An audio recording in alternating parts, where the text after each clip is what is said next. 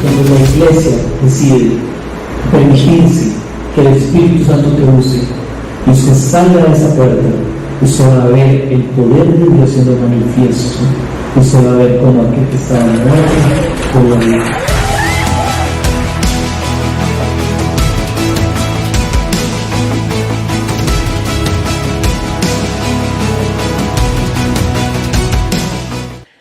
Hoy empezamos con esta serie que se llama Jonás, el amor de Dios para los perdidos. Empezamos con una prédica, la prédica hoy se titula Amor bajo las aguas y ya me va a entender por qué, pero la imagen me gusta, me encanta ver el poder de Dios en medio de situaciones sumamente retadoras para el creyente.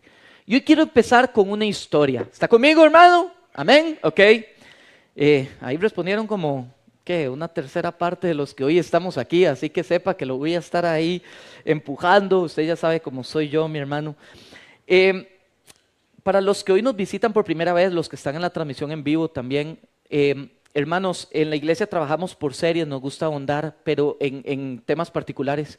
Y hoy nos vamos a meter en el estudio de un libro. Empezamos una serie de 4 semanas, cada semana vamos a ver un capítulo diferente de la vida de Jonás. Vamos a ver todo el libro de Jonás a través de las próximas semanas, así que para gloria de Dios vamos a estudiar un libro completo, pero bajo una lupa que yo creo que es un poco distinta. Cuando hablamos de Jonás, todos no sabemos la historia de Jonás y la ballena, Jonás y el pez, como usted lo quiera ver, que viene Jonás por su rebeldía, se lo come una ballena y toda la historia, pero creo que a veces nos enfocamos en esa parte y el libro de Jonás es mucho más profundo que esa parte y conlleva mucho más cosas que esa parte, y yo lo voy a invitar a que usted se enamore de este libro profético. Antes de eso voy a contarle una historia, voy a tratar de ser breve.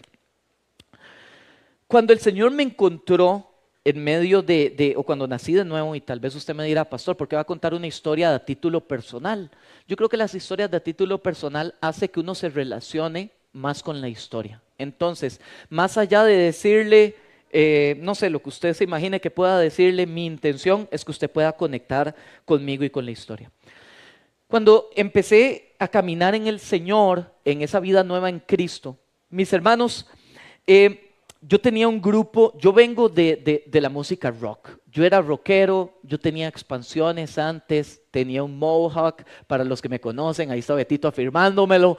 Para los que saben cómo yo era, andaba las uñas negras. Es más, mis hermanos, para los que tienen muchos años en la iglesia, yo a veces me hago la pregunta, porque por ahí ve a don Emma también, que es el papá de Tama, yo me hago la pregunta, ¿de verdad ustedes tienen que tener mucha fe o mucha convicción para dejarme a sus hijos a mí? En serio, yo no lo hubiera hecho, pero Dios fue bueno, vea dónde estamos hasta ahorita. En fin, yo hacía música secular y nosotros hacíamos música pesada, rock pesado. Y si usted se imagina algo de rock pesado, sepa que era más pesado que eso que usted se imagina. Entonces nosotros empezamos haciendo música secular y cuando el Señor nos encuentra, decidimos empezar a hacer música para el Señor. Era lo correcto, entregarle un talento, un servicio al Señor. Y nosotros empezamos a hacer música con algunos que hoy en día están aquí, para los que conocen a Alonso, Pablo, que estuvo en el culto anterior, Andrés Mora, que no lo he visto, pero por ahí debe andar. Empezamos a hacer música para el Señor, tuvimos una banda de rock y empezamos desde cero. Empezaron a invitarnos a iglesias, empezaron a invitarnos a lugares no cristianos a predicar. Nos echaron de los lugares no cristianos por ser cristianos. Nos echaron de la iglesia por vernos como no cristianos. Nos echaban de todo lado. En fin, Pero el grupo empezó a crecer. La iglesia que hoy en día usted está, nació de eso. Y nos empezaron a invitar a otros países, fuimos a tocar a otros países y el ministerio que Dios nos había dado parecía que iba en un despegue hasta que llegó un punto donde la iglesia empezó a demandar más de nosotros. Los que éramos parte de ese grupo éramos los mismos que tocábamos en alabanza. Nosotros no podíamos faltar a la iglesia. Es más, en ese momento, hoy Dios nos ha dotado de un montón de gente comprometida con Dios que está en el ministerio de alabanza. Antes no faltaba ninguno. Faltaba uno, no había bajo, faltaba uno, no había batería, etcétera. Estábamos todos compenetrados con la iglesia, con el ministerio de jóvenes, hasta que en algún punto el grupo de jóvenes empezó a chocar. Los eventos eran los mismos días. Y al principio era muy fácil. Yo agarraba mi CRV viejito que tenía yo, montaba a todos los jóvenes en el carro y nos íbamos al concierto todos y hacíamos culto allá. Pero ya después no se podía. Y empezó a luchar mi sueño. Porque todos en algún momento empezó como algo que no teníamos expectativas y se convirtió en un sueño. Y era el sueño contra el sueño de Dios. ¿Qué quería yo y qué quería Dios? Y aquí es donde usted se empieza a relacionar con la historia. Nosotros teníamos varios amigos de otros grupos. Y hoy en día, con mucho dolor se lo digo, prácticamente todos escogieron sus sueños. Y prácticamente ninguno sigue en los caminos de Dios. Y nosotros decidimos renunciar a nuestros sueños por abrazar el sueño de Dios. Y hoy en día usted es el fruto de eso. Porque hoy ellos son los líderes de la iglesia, los pastores de la iglesia somos. Y fue un día que decidimos renunciar a nuestros sueños. ¿Por qué le cuento esta historia? Porque ese es el libro de Job. El libro de Job es la lucha entre Job y Dios. ¿Cuál era el plan de Job y cuál era el plan de Dios? Y cómo el plan de Job y el plan de Dios va a llegar a chocar. ¿Y qué es lo que Dios quiere o cómo es que Dios obra con este personaje llamado Job? Así que quiero hacerle una mini introducción del libro. El libro de Job es un libro de los profetas menores. Cuando decimos profetas menores no quiere decir que sean profetas de menor importancia. Literalmente se le llama profetas menores porque son libros chiquititos. Esos son los profetas menores y los profetas mayores son libros más grandes. Es un libro de profetas menores, pero es un libro tan diferente al resto de libros proféticos. Si usted ha leído libros proféticos, usted se dará cuenta que los libros proféticos son: y Dios le habló a Isaías en el año del rey tal, y en tal momento Dios le dijo: Isaías, ve y dile esto al pueblo, y empieza Dios a darle. Y así es Isaías, así es Ezequiel, así es Nahum, así son todos los libros proféticos. Menos Job. Job es el libro de una historia de un personaje Jonás, libro de la historia de gracias, todos lo sabían, nadie me dijo nada, todos se quedaron así como, ok, de este hombre Jonás, que era un profeta distinto, un profeta que se cuenta la historia. Cuando usted empieza a leer el libro parece que es lo mismo, pero es muy diferente. Y creo que eso nos lleva a una historia entre la relación entre este hombre, este profeta de Dios Jonás y Dios. Y hay un montón de personajes en los libros proféticos, salen los nombres, los lugares, las personas, quién era quién. En Jonás no, todos son personas sin nombre. El rey sin nombre de la ciudad Nínive, los marineros sin nombre que nunca dicen nada, son personajes anónimos. Pero la historia que prevalece es la relación entre Dios con Job y Job con Dios. Cómo Job y Dios empiezan a lidiar el uno con el otro. Así que, perdón, de Jonás, gracias. Ahí todos me corrigieron, gracias. Me distrajo la ambulancia, si les soy honesto.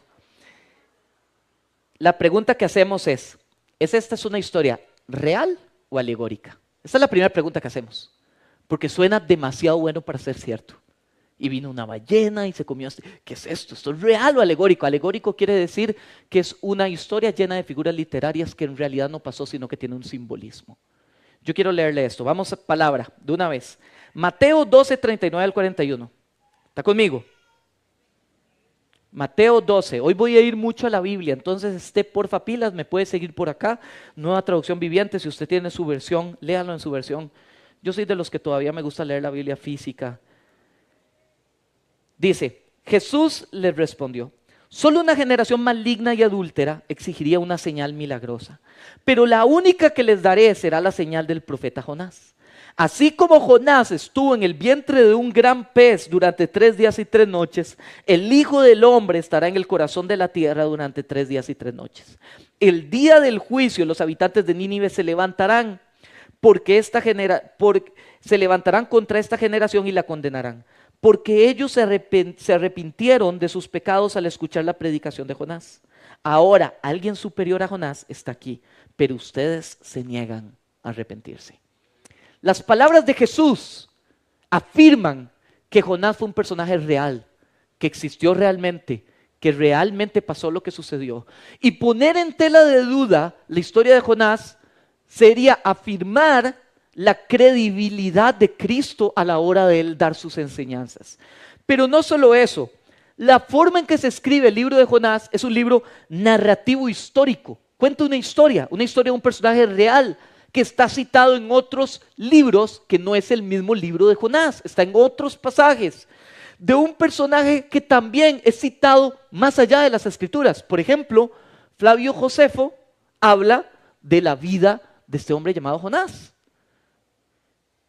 Así que, ¿quién era este hombre Jonás del cual estamos hablando?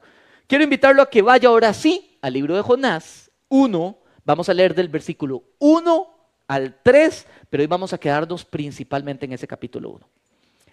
Así que si usted está ahí, vaya conmigo, dice. El Señor le dio el siguiente mensaje a Jonás, hijo de Amitai. Hasta ahí vamos bien con el libro profético. Levántate y ve la gran ciudad de Nínive y pronuncia mi juicio contra ella, porque he visto lo perversa que es su gente. Hasta ahí vamos bien con el mensaje profético, suena igual que cualquier otro de los profetas. Entonces Jonás se levantó, muy bien Jonás, y fue en la dirección contraria para huir del Señor, y descendió al puerto de Jope, donde encontró un barco que partía para Tarsis. Pagó su pasaje, subió a bordo, se embarcó rumbo a Tarsis con la esperanza de escapar del Señor.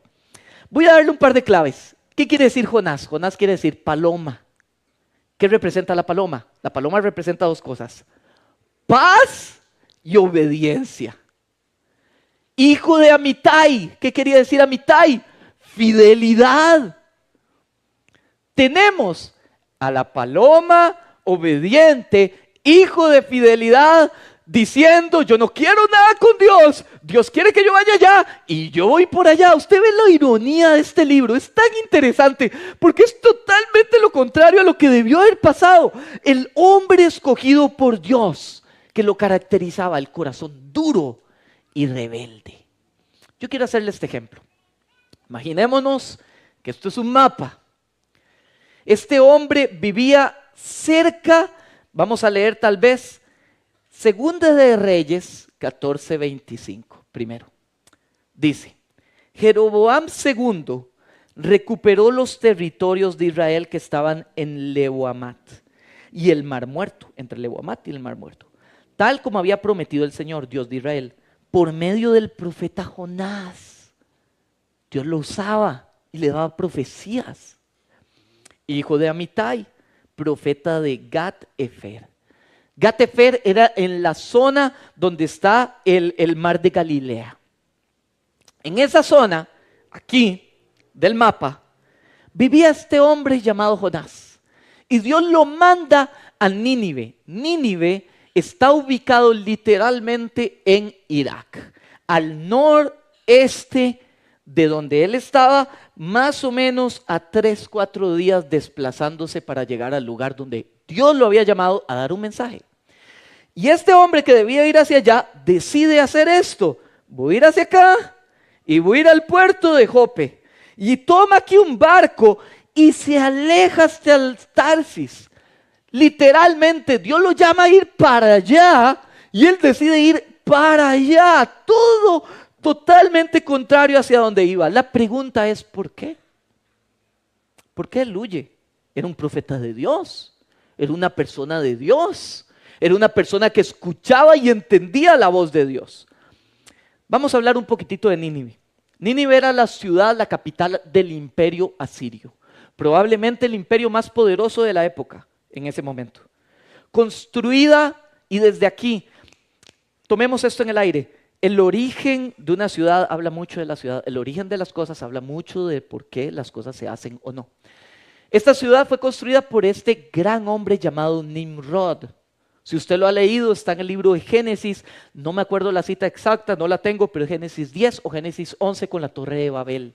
Este hombre funda esta ciudad, este hombre que su nombre literalmente quiere decir el que pelea contra Dios, el enemigo de Dios. Este hombre que era un enemigo de Dios, funda esta ciudad que realmente eran 4 ciudades en una, 4 pueblos grandes que se hacen tan grandes que se juntaron. Imaginémonos el Valle Central.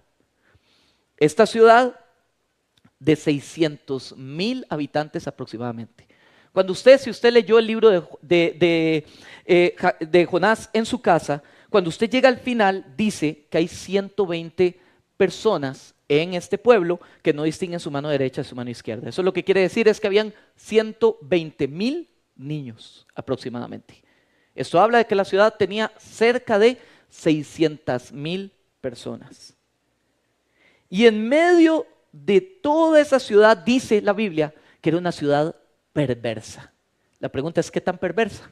Quiero invitarlo a que vaya al libro de Nahum, capítulo 3, versículo 1. Porque suponemos muchas cosas, pero vamos a ver qué dice la Biblia de cómo era Nínive. Dice, ¿qué aflicción le espera a Nínive?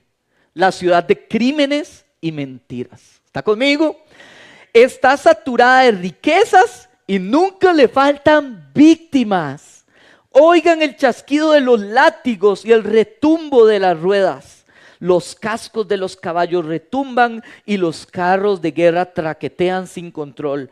Miren cómo destellan las espadas y brillan las lanzas cuando pasa la caballería. Hay muertos incontables en las calles, habían muertos, asesinatos, personas, tantos que la gente tropieza con ellos. Y todo porque Nínive, la ciudad hermosa e incrédula, la amante con encantos mortales, sedujo a las naciones con su belleza.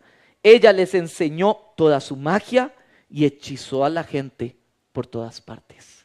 Ahí podemos hacer un conteo de pecados: rebeldía, violencia, muerte, hechicería, brujería, maldición. No sé, podríamos empezar a enumerar pecados, pero era una ciudad terrible. Entonces, y una ciudad que en ese momento controlaba y oprimía a los pueblos alrededor. Entonces viene la pregunta: ¿por qué Jonás no fue a Nínive? Esa es la pregunta. ¿Por qué no fue? Yo tengo 2 hipótesis. Una, por miedo. Vamos a entender lo que estaba pasando.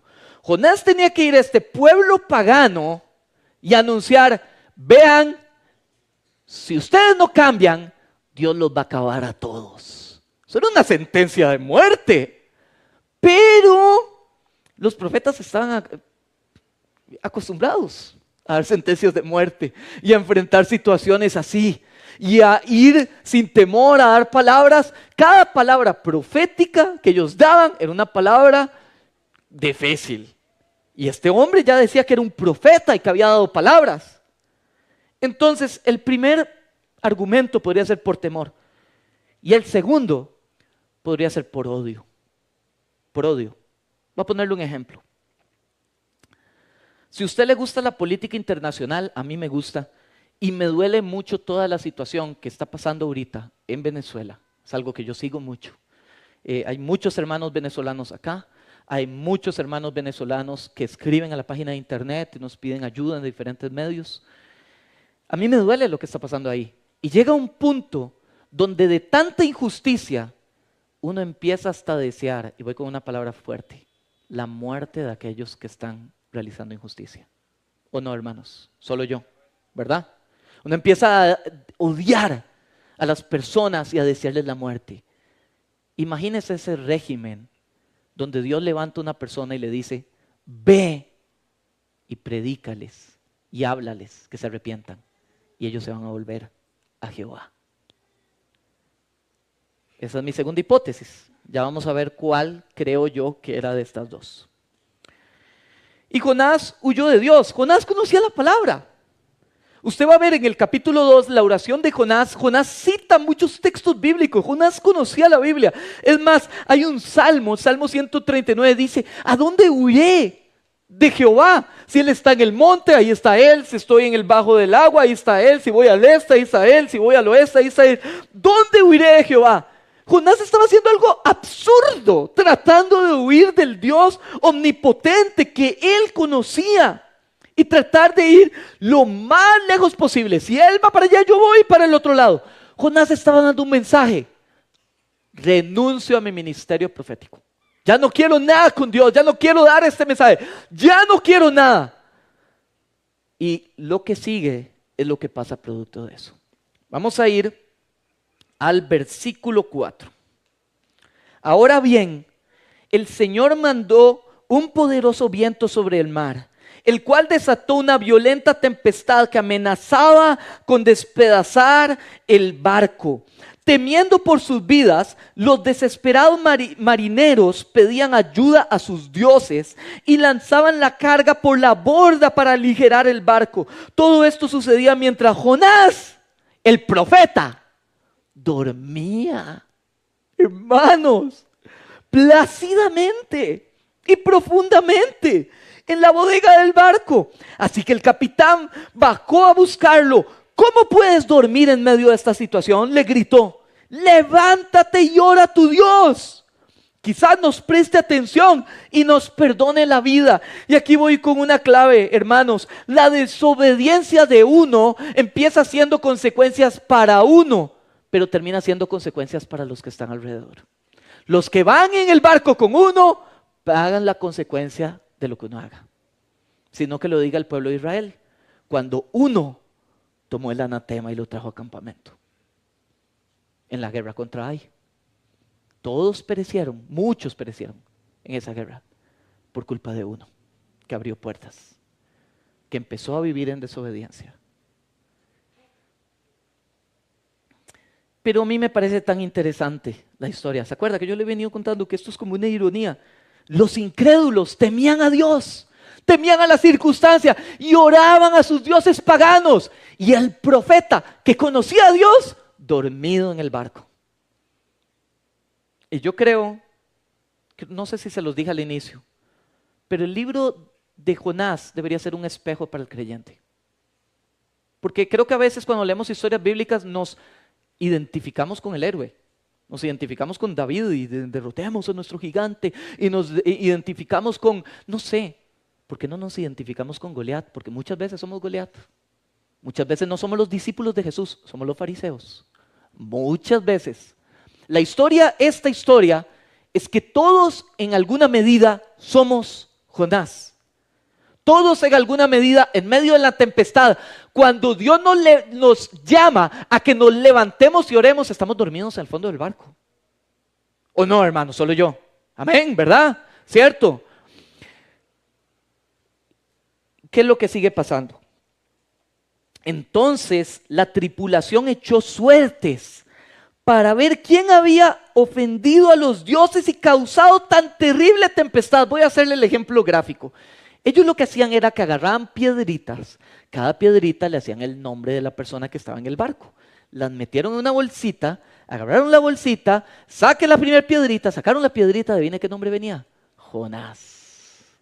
Fue Jonás el del problema.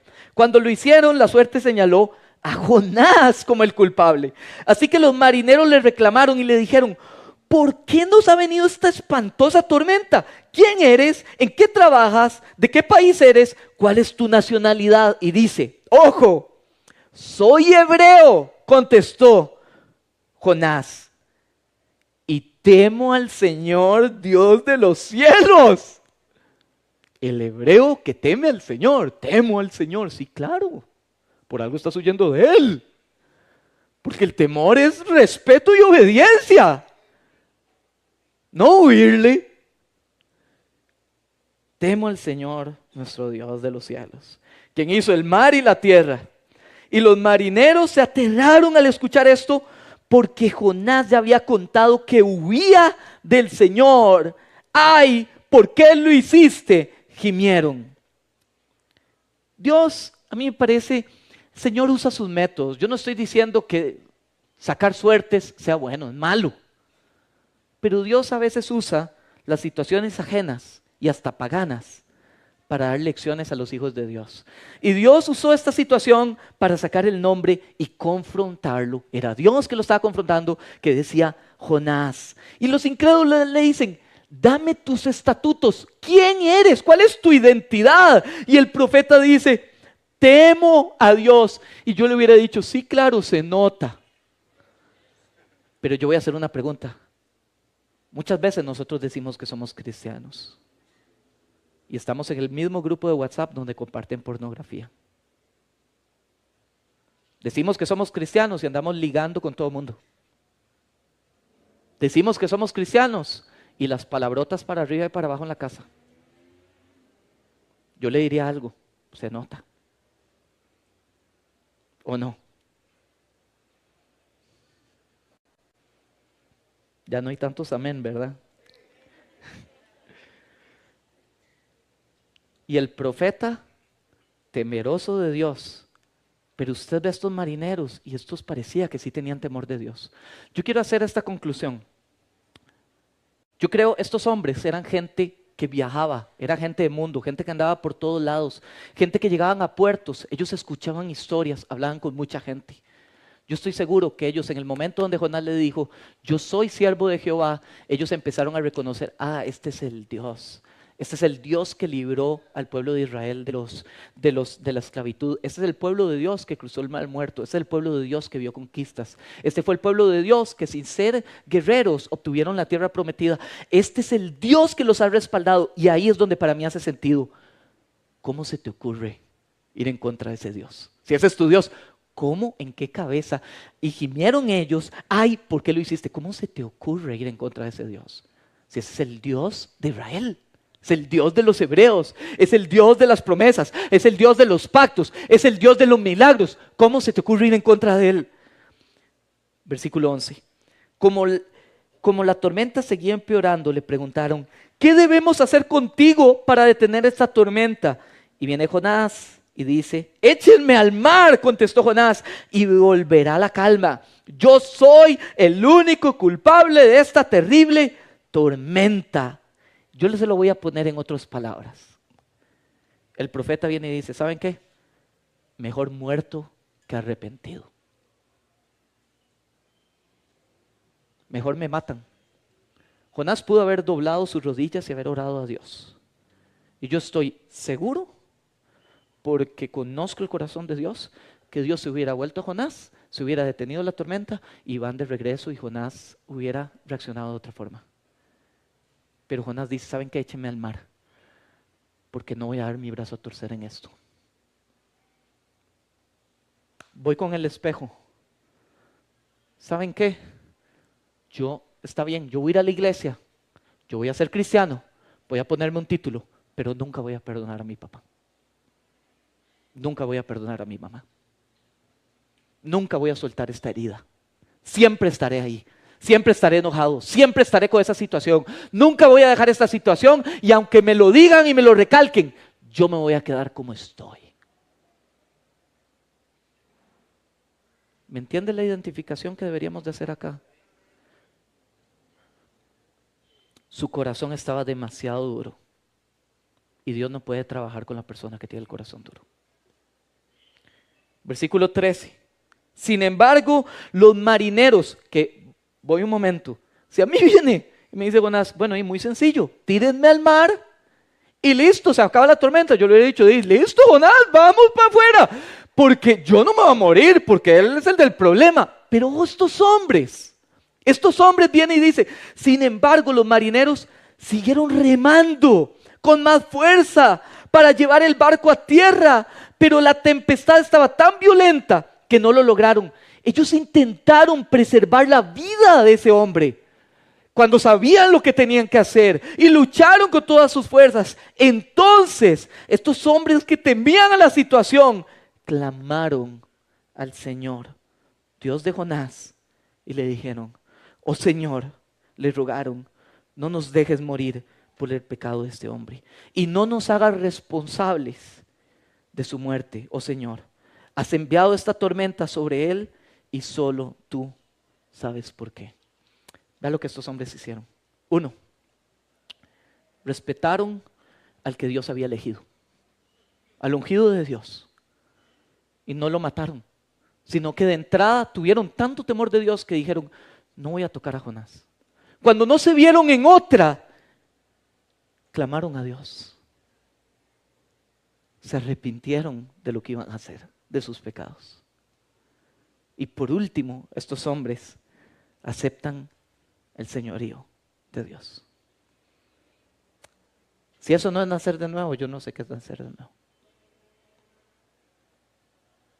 Y estos hombres pasaron por el plan de salvación y se volvieron a Jehová. Dijeron: Señor, perdónanos, vamos a echarlo. No nos queda de otra. Pero desde ya te pido perdón, porque entendemos que esa tormenta tú la provocaste y no sabemos por qué, y nos sometemos a tu voluntad. Versículo 15. Entonces los marineros tomaron a Jonás y lo lanzaron al mar embravecido, y al instante, en el momento, se detuvo la tormenta. Los marineros quedaron asombrados por el gran poder del Señor y le ofrecieron sacrificio y prometieron, hicieron un pacto con Dios y prometieron servirle al Señor. Y yo le voy a decir esto: ellos quedaron tan asombrados que el temor a no morirse en la situación pasó a ser un temor hacia Dios de reverencia al Señor. Y ellos adoraron y levantaron ofrenda de adoración, y ellos dijeron: ¿saben qué? Lo único que podemos hacer es adorar, porque este Dios es real, y este Dios lo que demanda de nosotros es obediencia. Y en el momento donde fuimos obedientes, vimos donde todo se detuvo y la gloria de Dios se levantó. Y si este es el Dios real, es el único Dios al que serviremos, y es el Dios al cual nosotros seguiremos, y al Dios al cual adoraremos. Versículo 17. Entre tanto, el Señor había provisto. ¿Se acuerda la serie pasada? Jehová Jireh, el cual provee antes de que haya necesidad, proveyó un pez que se tragara a Jonás, y Jonás estuvo dentro del pez durante 3 días y 3 noches, justo como Jesús lo había dicho, como lo dijo más adelante. Ahora, con esto quiero cerrar, hermanos. Yo les conté que esta prédica trataba del amor de Dios, y hoy estamos hablando del amor de Dios. Y yo quiero hablarle del amor de Dios hacia las 3 personas que aparecen, o 3 personajes diferentes que aparecen en esta historia. Voy con el primero. El amor de Dios por los ninivitas. Si quieres me llamas a los de alabanza, Tracy, por favor, para que vayan pasando. El amor de Dios por los ninivitas. Esta era una imagen del pueblo de Nínive. Un pueblo corrupto, un pueblo pecador, un pueblo destructivo, un pueblo que violaba, enojado, que violaba la ley de Dios una y otra vez. Y el amor de Dios en medio de la multitud de errores y de la multitud de pecados que tal vez consideraban imperdonables, el amor de Dios se vio. Y Dios los vio. Y Dios mandó a su mensajero a que fuera a ese lugar y diera un mensaje. Y el mensaje es: yo quiero que ustedes se arrepientan y se vuelvan a mí, porque yo los amo. Yo quiero decirte, iglesia, yo creo que muchas veces venimos a la iglesia. Tal vez usted hoy vino por primera vez. Tal vez hoy usted se hace una pregunta y dice: yo no merezco el amor de Dios. Usted no sabe, pastor, lo que yo he hecho. Usted no sabe cuántos errores he cometido. Usted no sabe lo que mis manos han hecho. Yo no merezco. Lo único que yo merezco es estar apartado y la ira de Dios. Y yo hoy quiero decirte: Dios creó este día, creó este mensaje, planeó este momento, te trajo el día para darte este mensaje. Isaías 1:18 dice: vengan ahora, vamos a resolver este asunto, dice el Señor. Ven, yo quiero hablar contigo. Aunque sus pecados sean como la escarlata, aunque tus manos estén manchadas de sangre, yo los haré tan blancos como la nieve. Aunque sean rojos como el carmesí, yo los haré tan blancos como la lana. Dios puede y Dios quiere tocar tu vida hoy. Dios puede y Dios quiere transformarte. Dios puede y Dios quiere mostrarte que no hay amor en este mundo como el amor de Dios. Dios quiere llenar y secar tus lágrimas. Dios quiere llenar tus vacíos y Dios quiere transformar tu vida. Solo necesita una cosa: un corazón dispuesto. Si usted conoce la historia, la va a ver en las próximas semanas. Jonás va y predica y el pueblo de Nínive se arrepiente y se vuelve a Dios, y pasó quizás el avivamiento más grande de la historia, porque ha habido avivamientos increíbles, predicaciones increíbles, llamados increíbles. Una vez dicen que Billy Graham estuvo en una conferencia donde había más de 1 millón de personas a la vez, en simultáneo, en vivo. Y si en un lugar así se llaman y viene al altar, corre 5%, 10% de la gente, fue un evento exitoso. Jonás fue, predicó, y el 100%, 600,000, 100% de esa ciudad se volvió al Señor ese día. Y ese puede ser tú hoy, si tienes un corazón dispuesto a escuchar el mensaje de Dios. Personaje número 2, los marineros. Ellos conocían a Dios de oídas. No eran tan nuevos como Nínive, que no tenían ni idea de quién era Jehová. Conocían a Dios de oídas.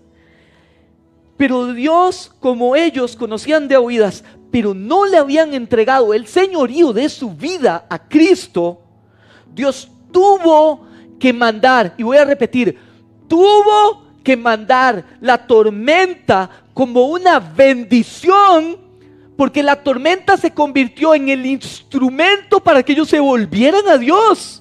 Y aquí voy a decir cosas pesadas y me imagino que voy a recibir críticas de esto. Pero mi hermano, a veces el ser despedido de un trabajo es una bendición de Dios. A veces el recibir una enfermedad, ¿está conmigo?, es una bendición de Dios. ¿Por qué? Porque Dios no está en el negocio. Dios lo hace, es Dios, es soberano, es todopoderoso. Dios te puede sanar, pero a Dios le interesa, no le interesa que vivas 500 años aquí. A Dios le interesa que usted viva su eternidad en Él. Entonces a veces agarramos la tormenta y la ponemos como la excusa para no acercarnos a Dios, o maldecimos en la tormenta, o ponemos esto como una excusa. La tormenta fue el instrumento para que estos hombres que no le conocían terminaron a sus pies rendidos y diciendo: Señor, tú no eras el centro. Yo le quiero decir algo, hermanos. Dios no toma el segundo lugar. O Dios es el centro y tu razón de ser, o Dios no está. Y yo creo que la pregunta que nos tenemos que hacer es esta. Ojo, si viene Dios y te quita todo, ¿le adoras igual? Todo. ¿Igual le adorarías? Porque si la respuesta es no, y hoy en día que te quitó eso, lo que haces es maldecir, maldecir, maldecir, tú eres estos. Y Dios te está llamando de regreso. Y Dios te está diciendo: tanto así es el amor de Dios en medio de la gracia, como el amor de Dios en medio del juicio, siempre y cuando el juicio te lleve a sus brazos otra vez. Romanos 5:8 dice: pero Dios mostró el gran amor que nos tiene al enviar a Cristo a morir por nosotros cuando todavía éramos pecadores, enemigos de Dios. Ahí Él murió por nosotros. ¿Cuánto te ama el Señor? ¿Cuánto te ama el Señor para hacerte pasar por la tormenta con tal de traerte de regreso? Tercer personaje, Jonás. Proverbios 15:10, ojo que fuerte, dice: el que abandona el buen camino será severamente disciplinado. ¡Qué versículo! Jonás era un hombre que más se le había dado. El profeta de Dios, el elegido por Dios, el apartado por Dios, el ungido por Dios. Y esto tiene un simbolismo. Al que más Dios le da, más le demanda. Usted anhela crecer en el Señor. Conforme usted crezca, conforme la iglesia crezca, ministros de Dios, conforme la iglesia crezca, la santidad aquí es más demandada para nosotros. Servidores, entre más crezcamos como iglesia, más la imagen del mundo va a estar puesta sobre nosotros, y la expectativa del mundo no es que nosotros nos convirtamos en somos el profeta de Dios. Sí, claro. Al que más se le da, más se le demanda. Y la prueba hacia este hombre no fue la misma prueba que hacia los marineros, fue mucho más dura, porque la prueba es del tamaño de la terquedad. Si usted no obedece a la primera, va a ir a otra prueba más grande y más grande y más grande. Y esto no es porque Dios te odia, es porque Dios te ama y te quiere traer de regreso. Y la única forma a veces es tocando fondo. Yo creo que a veces leemos la historia de este hombre y pensamos que la ballena fue el castigo de Dios, ¿verdad? Yo no sé si es mi percepción. Yo creo que a veces leemos esta historia y decimos, la ballena es el castigo de Dios, el pez es el castigo de Dios. Jonás debió haber muerto ahogado. Debió haber muerto ahogado en esa tempestad. Y el pez no fue el castigo. Yo en el pez veo el simbolismo, por eso era un pez grande. Y el libro usa mucho esos adjetivos. Grande, era el pez grande. Era la gracia grande de Dios, de la provisión grande de Dios, para que en medio de que no daba el brazo a torcer y mejor muerto, y ya cuando te ves confrontado con la muerte, el Señor manda su salvavidas gigante en forma de ballena, te traga, y es la única forma en que pudiste haber sobrevivido, era la ballena. Te rodean los grandes brazos de Dios en amor y te cubre su misericordia y su amor. El pez no fue el castigo, fue el rescate. Y te quiero leer esto. Esta es la palabra para ti, porque vamos a hacer un llamado al final, pero yo creo que lo que el Señor puso en mi corazón para la iglesia hoy es esto. Dice Isaías 43 del 1 al 3. Para aquel creyente que has estado tratando de huir de tu llamado, tratando de huir de lo que Dios tiene, tal vez sí le conoces, pero hay algo que te está manteniendo duro y frío, y esa falta de perdón, y atado, y no caminas, y prueba tras prueba tras prueba. Y hoy el Señor mandó mensajero, el Señor mandó mensaje, y el Señor quiere doblegar tu corazón. Dice lo siguiente: pero ahora, oh Jacob, pero ahora, oh hijo de la promesa, pero ahora escucha al Señor quien te creó. Yo te digo, escucha a tu Dios, el que te creó, el que te trajo. Oh Israel, el que te cambió el nombre y te dio identidad, aquel que te ha dado identidad y el que te formó, te dice: no tengas miedo, porque yo he pagado tu rescate. Te he llamado por nombre, mío eres. Cuando pases por las aguas profundas, yo estaré contigo. Cuando pases por los ríos de dificultad, no te ahogarás. Cuando pases por el fuego de la opresión, no te quemarás. Las llamas no te consumirán. Pues yo soy el Señor tu Dios, el Santo de Israel, tu Salvador. ¿Puede darle un aplauso al Señor? Gloria a Dios.